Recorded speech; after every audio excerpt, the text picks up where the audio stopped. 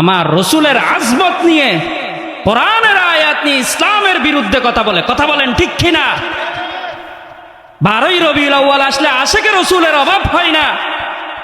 আল্লাহর বিরুদ্ধে, কোরআনের বিরুদ্ধে, উলামায়ে কেরামের বিরুদ্ধে আজমত নিয়ে কথা বললে ওই রকম বন্ধদের কার খুঁজে পাওয়া যায় না। কথা কোন ঠিক কিনা মুসলমান?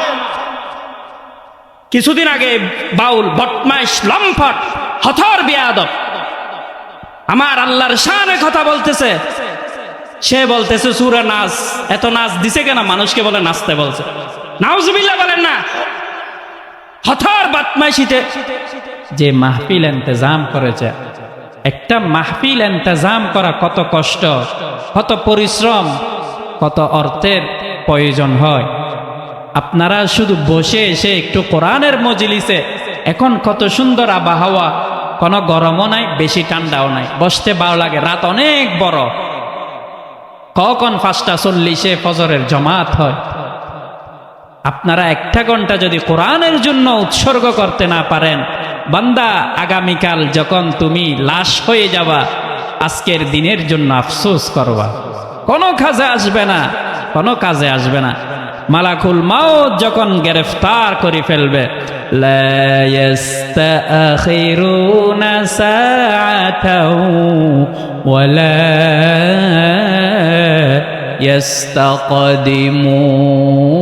ইস্তাকদিমুন। নির্দিষ্ট সময় বান্দা যখন উপস্থিত হয়ে যাবে, 50 বছর, 60 বছর, 70 বছর, তুমি বিমানে আছো কিনা, ওয়াশরুমে আছো কিনা, সিজদার হালতে আছো কিনা, জেনারত অবস্থায় আছো কিনা, মারামারির অবস্থায় আছো কিনা, বান্দা ফেরেশতার এটা দেখার সুযোগ দিবে না।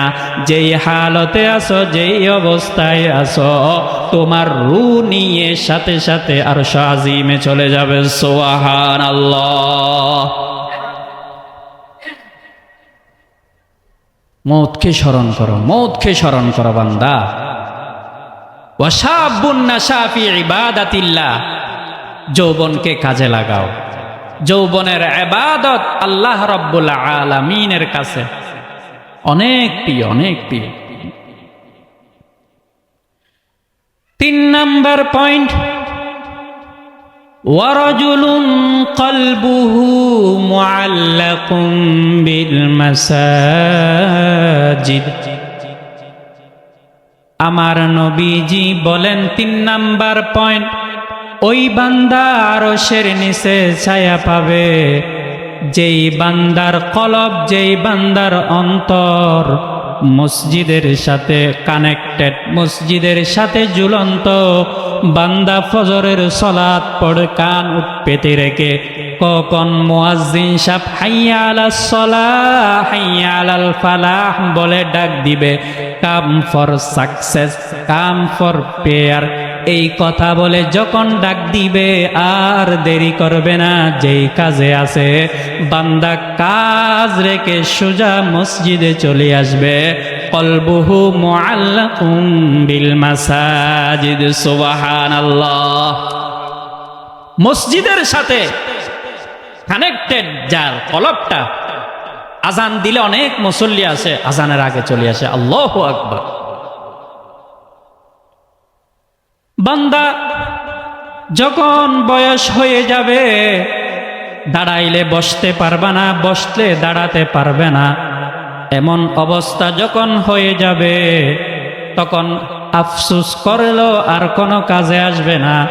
আমার আল্লাহ রাব্বুল আলামিন বলেন, যখন নেককাররা যৌবন তাকে, যুবক থাকা অবস্থায় ইশরাক করে, চাঁদ পড়ে, আওয়াবিন পড়ে, তাহাজ্জুদ পড়ে, আর ওই বান্দা যখন আস্তে আস্তে আস্তে বৃদ্ধ হয়ে যায়, যখন ফজরের সালাত পড়তে পারে না, 1 ওয়াক্ত পড়লে আরেক ওয়াক্ত পড়তে পারে না, শরীরে সই দেয় না, ব্যথা, হাঁটুতে ব্যথা, মাজাতে ব্যথা, পায়ে ব্যথা, উঠতে ব্যথা, বসতে ব্যথা, শুইতে ব্যথা, এমন অবস্থা হয়ে যায়, তখন বান্দা বিছনার মধ্যে শুয়ে শুয়ে কান্না করে। আমার আল্লাহ রব্বুল আলামিন আরশ আজিম থেকে ডাক দিয়া দেন, বান্দা তুমি কান্না করিও না, কান্না করিও না, সরকারি যখন চাকরি করেন 40 বছর 50 বছর নির্দিষ্ট সময়ে যখন আপনি রিটায়ার্ড হয়ে যান, যতদিন পর্যন্ত চাকরি করলেন 50,000 60,000 70,000 বেতন দিয়েছে। যখন আপনি বৃদ্ধ হয়ে গিয়েছেন তখন সরকার বলে তুমি চিন্তা করিও না, আমি তোমাকে প্রতি মাসে পেনশন হিসাবে 30,000 40,000 তোমাকে বসা খাওয়াবো। তুমি মুনিব হইও যদি দিতে পারো, আমার আল্লাহ খালেক হইও তোমাকে বুড়া বয়সে দিতে পারে। সুবহানাল্লাহ। বান্দা যখন বিছনায় শুয়ে শুয়ে তরতর করে কান্না করবে, তখন আমার আল্লাহ রব্বুল আলামিন ডাক দিয়া বলবেন, ওগো আমার দোস্ত, আমার বন্ধু, তুমি কান্না করিও না, আমি আল্লাহ রহমান, আমি আল্লাহ রহিম, আমি গফফার, আমি গফুর, আমি আল্লাহ রব্বুল আলামিন। দেখতেছি তুমি চলতে পারতছ না, হাঁটতে পারতছ না, অথচ তুমি নামাজ পড়তে পারতছ না, সেজন্য কান্না করতেছ। আমি আল্লাহ যৌবন অবস্থায় তুমি যেভাবে ইবাদত করেছ, এখন ইবাদত ছাড়া অটু পাস অটু আমল তোমার আমল নামার মধ্যে লিপিবদ্ধ হতে থাকবে। সুবহানাল্লাহ। হর কে বাসদ আমলে সল্লু মদাম, আতশে দুজখ শাওয়াদ বর ওয়াই হারাম। সুবহানাল্লাহ। রাজুলুন কলবুহু মুআল্লাকুম বিল মাসাজিদ। প্রত্যেকটা কথা আমার নবীজি কত সুন্দরভাবে চমৎকারভাবে উপস্থাপন করেছে। আমার নবীজি ৪র্থ নাম্বার পয়েন্ট বলেন,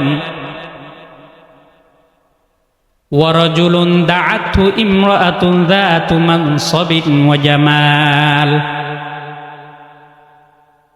আমার নবীজি বলেন, আরেক প্রকার লোককে আরশের নিচে ছায়া প্রদান করা হবে ওই ব্যক্তিকে। ওই ব্যক্তি হলো এমন যুবক যে ব্যক্তিকে সুন্দর টকবগে যুবক জেনা করার জন্য, গুনাহ করার জন্য আহ্বান করেছে। ওই ব্যক্তি ডাক দিয়া বলেন, ইন্নী আখাফুল্লাহ। হে জেনাকুর মহিলা, তুমি কি জানো না আমার আল্লাহ রব্বুল আলামিন তোমাকে 24 আওয়ার্স ক্যাপচার করতেছেন সিসি ক্যামেরার মাধ্যমে। আমার কাঁধের মধ্যে 2 জন ফেরেশতা কানেক্টেড। আমার আল্লাহ রব্বুল আলামিন দেখতেছেন। দুনিয়ার কোনো কিছু না দেখে, দুনিয়ার কোনো সিসি ক্যামেরা লাগবে না। আমার আল্লাহ রব্বুল আলামিন, আমার মুনিব আমাকে 24 আওয়ার্স তার নজরের মধ্যে রেখেছে। এই কথা যেই যুবক বলে চলে আসতে পারবে, আমার আল্লাহ রব্বুল আলামিন আরশের নিচে যেদিন কোনো ছায়া থাকবে না, ওই যুবককে ডেকে তার আরশের নিচে ছায়া প্রদান করবে। সুবহানাল্লাহ। আর এখন আমরা সুযোগ ঠুকাই কিভাবে জেনা করব। বাসায় বউ ফেলে আরেকজনের সাথে পরকিয়া করে। আছে না নাই মুসলমান? জামাই বিদেশ, দেবরের সাথে টাঙ্কি মারে। আছে না নাই? জামাইও টাইট করি বড় মোবাইল একটা দিছে আশা করি। নাউজুবিল্লাহ। মুসলমান বিয়ে করে বিদেশ যাচ্ছ, 80 বউ পাবা না, 80 বউ পাবা না। খবরদার, খবরদার। ওই রকম মহিলা জাহান্নাম, জাহান্নাম, জাহান্নাম। আল্লাহ হেফাজ, আমিন বলেন। 5 নাম্বার পয়েন্ট হলো, আমার নবীজি বলেন, আল্লাহ রব্বুল আলামিন 5 নাম্বার যাকে তারা আরশের নিচে ছায়া প্রদান করবে, ওই 2 প্রকার লোক হলো, ওয়ারাজুলান তাহাব্বা ফিল্লাহি ইজতামা আলাইহি ওয়া তাফাররাকা আলাইহি। আমার নবীজি ডাক দিয়া বলেন, 2 জন বন্ধু তারা একজনকে উভয়জন মহাব্বত করে কিসের জন্য করে? আল্লাহর জন্য করে। কিসের জন্য করে মুসলমান? আরো উচ্চ আওয়াজে বলে, কেন করেন? আল্লাহর জন্য করেন।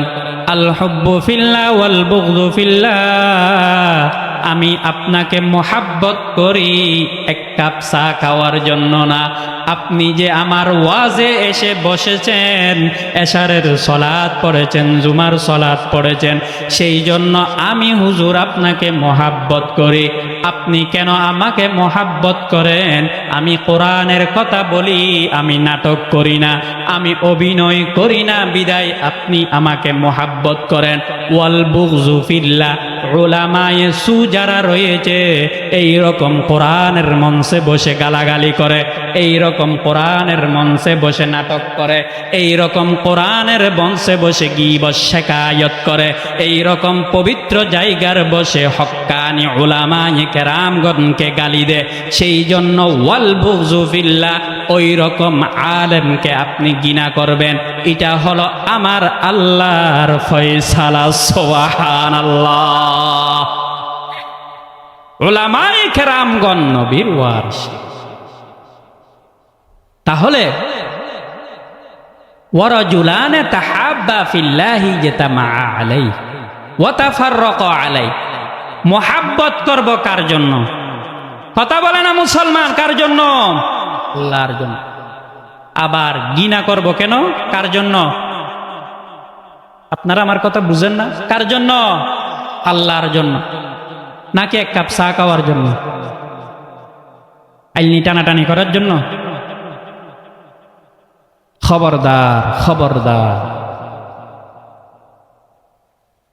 নামাজ পড়বে, আপনি আরেকজনকে মহাব্বত করবেন। আপনার সাথে ফজরের নামাজে আসতেছে, পথের মধ্যে প্রতিদিন দেখা হচ্ছে, সাক্ষাৎ হচ্ছে, সেই জন্য সে হবে আপনার মহাব্বতের বন্ধু। আপনার তাকে ঘৃণা করবেন কেন? সে উলামায়ে কেরামগণকে গালি দেয়, সে ইসলামের বিরুদ্ধে কথা বলে, সে নামাজ পড়ে না। নামাজ পড়তো, এখন নামাজ ছেড়ে দিছে, সেই জন্য আমি তাকে ঘৃণা করি। ওই রকম ব্যক্তিকে ঘৃণা করা যাবে না যেই হুজুর কোরআনের সঠিক কথা বলে, সঠিক দাওয়াত দেয়। ওই রকম আলেমকে গালি দেওয়া হারাম।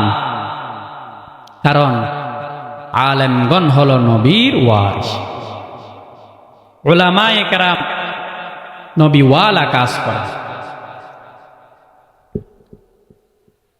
দুনিয়ার মধ্যে বিশেষ করে বাংলাদেশে আপনি দেখবেন সবচেয়ে যে নিম্ন চাকরি, মানের দিকে উচ্চ, সেটা হচ্ছে মসজিদের চাকরি। যদি বলেন হুজুর কেমনে? আমি এমন লোক দেখেছি, মসজিদের ইমাম মুয়াজ্জিনদের বেতন হয় 15 থেকে 10,000, 15,000, সর্বোচ্চ 20,000 ধরে নিলাম। এমন লোকও দেখেছি যার ছেলেকে প্রতিদিন 5-10 হাজার টাকা দিতে হয়। আসা না নাই? বন্ধু নিয়ে নাইট ক্লাবে যাবে, বন্ধু নিয়ে ঘুরতে যাবে, বন্ধু নিয়ে রেস্টুরেন্টে যাবে। বর্তমান সময়ে মুসলমান 5-10 হাজার টাকা দিয়ে আলেমকে, ইমাম মুয়াজ্জিনকে দারওয়ানির মতো খাটাও, বিভাগে বাধা দেয় না। তুমি 1 লক্ষ 2 লক্ষ টাকা দিয়ে মাসে চলতে পারতেছ না, আর আলেমের বেতন বাড়াতে বলে আপনার টাকাতে বরকত দিবে। লজিক দেখায় কেন? সোয়াবিন তেল তোমার জন্য যেটা 500 টাকা, আমি হুজুর গেলে কি আমাকে 200 টাকা দিয়ে দিবে? এই কথা বলে না কেন? দিবে তো। বরকত কোন দিক দিয়ে? লজিক দেখাইও না। আলেম উলামাকে সম্মান করেন। আপনার এই টাকা দিয়ে আলেম উলামা মার্সিডিজ গাড়ি কিনবে না, আইফোন কিনবে না, নাটকের মঞ্চে যাবে না। আপনার টাকা দিয়ে দোয়া করবে, পরিবার চালাবে, কোরআনের খেদমত করবে, মসজিদের খেদমত করবে। কথা বলো মুসলমান, ঠিক কিনা? গাড়ির ড্রাইভারকে খাই দেয় 20-25 হাজার, 30 টাকা দাও, আলেমকে 5-10 হাজার টাকা দিতে গা সিরি যাইবে। আরো তালাশ করো ঠিক মতো মসজিদে আসতেছে কিনা। অনেক মানুষ আছে চাকরি বাকরি নেই, এখানের কথা বলতেছি, চাকরি বাকরি নাই, মসজিদে আসি, মুয়াজ্জিন সাহেব ঠিক মতো আসছে কিনা, আজান সঠিক সময়ে দিছে কিনা, বেতন দিচ্ছি না, লাগতেছে 5-10 হাজার টাকা দিয়ে মুয়াজ্জিন কিনে ফেলছে, ইমাম কিনে ফেলছে, নাউজুবিল্লাহ বলবেন না? সবার সুযোগ সুবিধা আছে। যেমন আমি বলি, রাতে ঘুমাইছে, আর নওমু আখুল মউত, ঘুম হলো মৃত্যুর ভাই। ঘুম থেকে যদি কালকে উঠতে পারো এটা হবে পরের দিন, যদি চলে যাও এটা হবে পরকাল, ঠিক নেই? তাহলে ফজরের সময় অনেক সময় থান পায় না, উঠতে পারে না।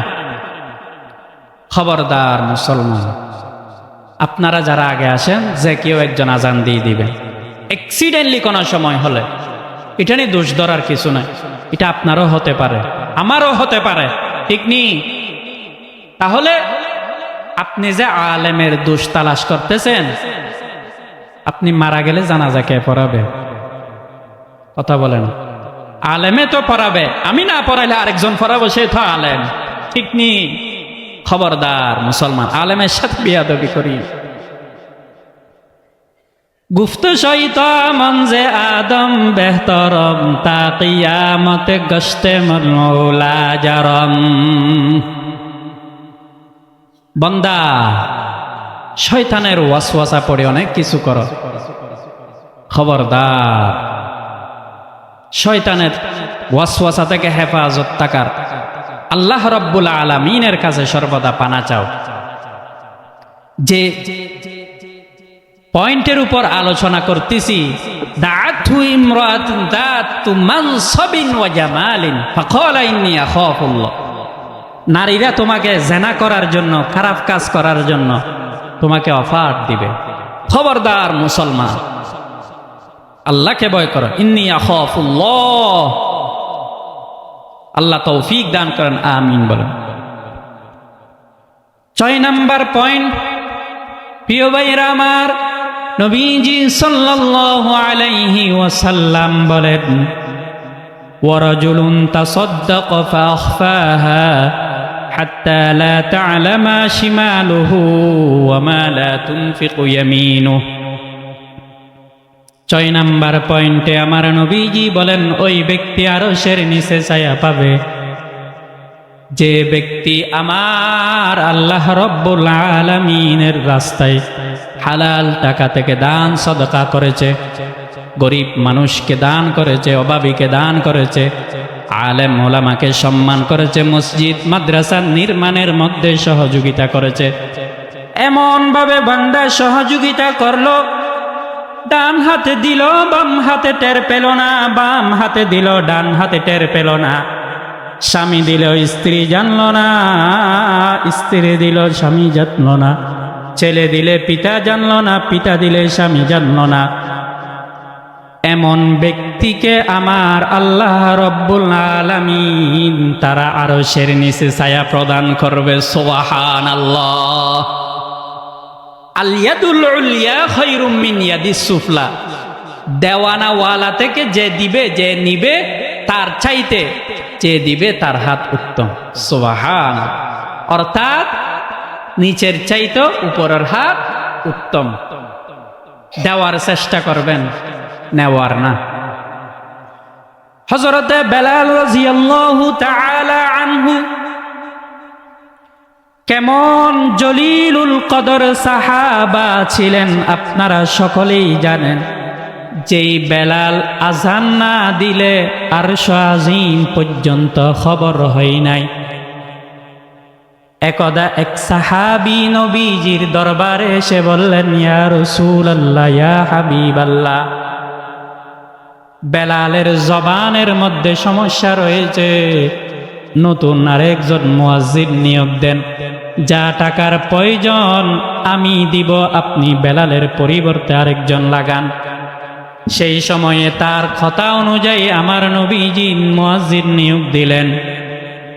ওই মুয়াজ্জিন যখন ফজরের আজান দিল, আর সুবহ সাদেক হয় নাই, অন্ধকার হয়ে রইল। সকলে বলতে লাগলো, কি সমস্যা, কি হলো?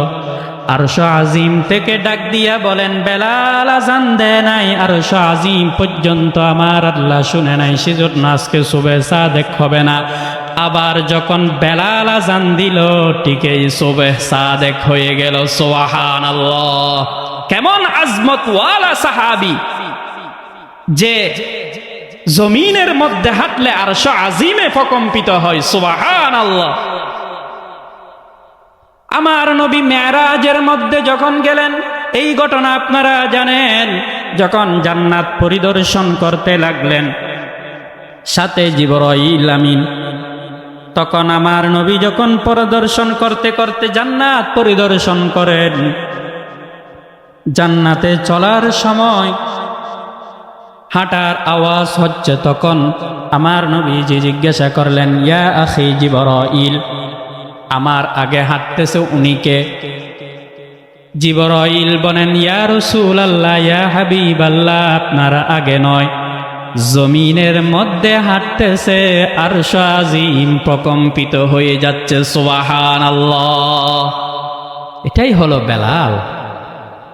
ওই রকম বেলাল যখন হাবশা থেকে মদিনার মধ্যে আসলেন, তখন কত গরিব ছিলেন, তার পরনে কাপড় ছাড়া আর কোনো অবস্থান ছিল না, আর বাকি কোনো সম্পদ ছিল না।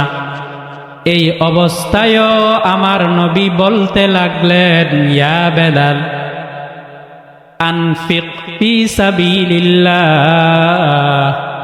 তুমি আল্লাহর রাস্তায় বেশি বেশি দান সদাকা করো। সুবহানাল্লাহ! বেলালের কাপড় ছাড়া যা পরিধান করেছে, ওই কাপড় ছাড়া অবশিষ্ট আর কোনো সম্পদ নাই, ওই অবস্থায়ও আমার নবী নির্দেশ দিচ্ছেন, আনফিক ফি সাবিলিল্লাহ, আল্লাহর রাস্তায় দান করো। তাহলে এর থেকে কি শিক্ষা নিই আমরা? মানুষ থেকে নেয়ার চাইতে দেওয়াটা বেশি শিক্ষা গ্রহণ করেন। মসজিদ মাদ্রাসায় এতিমখানার মধ্যে হালাল ইনকাম থেকে প্রতি মাসে একটা অ্যামাউন্ট দিবেন, ওই রকম নিয়ত করেন। আল্লাহ তৌফিক দান করেন, আমিন বলেন। সর্বশেষ 7 নাম্বার পয়েন্ট, আমার নবীজি সাল্লাল্লাহু আলাইহি ওয়াসাল্লাম ডাক দিয়া বলেন, ওয়া রাজুলুন যাকারাল্লাহা খালিয়ান ফাফাদাত আইনাহু, আমার আল্লাহ বলেন, ওই ব্যক্তি আল্লাহ রব্বুল আলামিনের আরশের নিচে ছায়া পাবে। যে ব্যক্তি নির্জনে নির্জন এলাকায় কেঁদে কেঁদে যে ব্যক্তি চোখের পানি ফেলে দে, আমি আল্লাহ রব্বুল আলামিন কিয়ামতের ময়দানে ওই ব্যক্তিকে আরশের নিচে ছায়া প্রদান করব। সুবহানাল্লাহ! নির্জনে কান্না করা এখন আমাদের অন্তর এমন ফাসান হয়ে গিয়েছে, এমন পাথর হয়ে গিয়েছে, মুনাজাতে কেউ কান্না করলে আমাদের হাসি মস্কারি করে মনে করে। নাউজুবিল্লাহ বলেন না। কিতাবের মধ্যে আসছে, কান্নার না আসলেও কান্নার বান করো। নবীজি বলেন, সমুদ্রে এমন পানি, কিন্তু আমার আল্লাহ বলেন, আমার এক বান্দা যদি এক ফোঁটা আমার বয়ে জমিনের মধ্যে তার চোখের পানির ফোঁটা পড়তে দেরি, আমি আল্লাহ তার গুনাহ মাফ করে দিতে দেরি করব না। সুবহানাল্লাহ!